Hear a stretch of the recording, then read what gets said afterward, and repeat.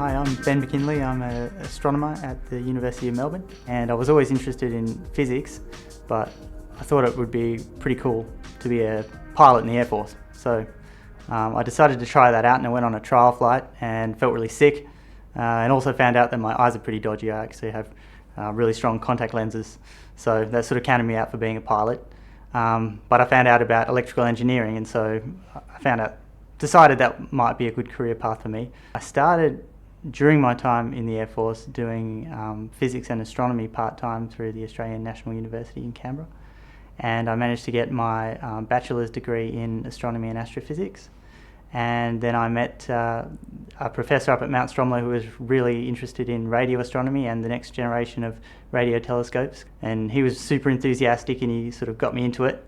And then I actually quit the Air Force and went and did my PhD full-time for 3.5 years.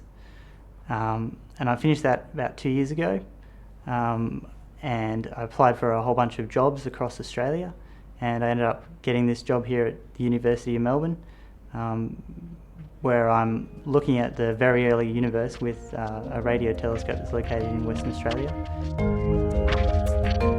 The best part of my job is being paid to be curious. So I have the freedom to research into things that I find interesting about space. So that's really great. There's also really interesting people that you get to meet, and you get to fly off to quite exotic places because telescopes are normally located in quite out-of-the-way places like Hawaii or Chile or Western Australia. I also get to wear this to work every day, which is quite good, no suits. So I think technology is going to have a huge impact on me and my career.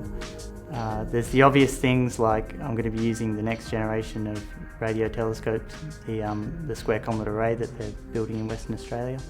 And along with that, there'll be the massive supercomputing facilities that will need to deal with all the data. So that's one obvious aspect, but I think the really big impact of technology is going to be the unexpected result of increased communication, and it's really going to change the way that we communicate with our collaborators and how we share information. I think that's going to probably be the biggest impact. If I was able to travel back in time and talk to my younger self and give myself some career advice, I'd say try and figure out what you enjoy the most and what makes you happy, and then pursue that. Try to figure out how your own brain works and learn how to learn rather than just doing a bunch of subjects. Especially try not to just follow what other people think you should do or what you think you should do. Do something you enjoy and then try and be the best at it. But if it turns out that that isn't what you wanted to do, don't be afraid to take a risk and change your path as well. You can change as many times as you want. It's just a matter of taking that risk, and if you fail, accepting that and moving on to the next thing.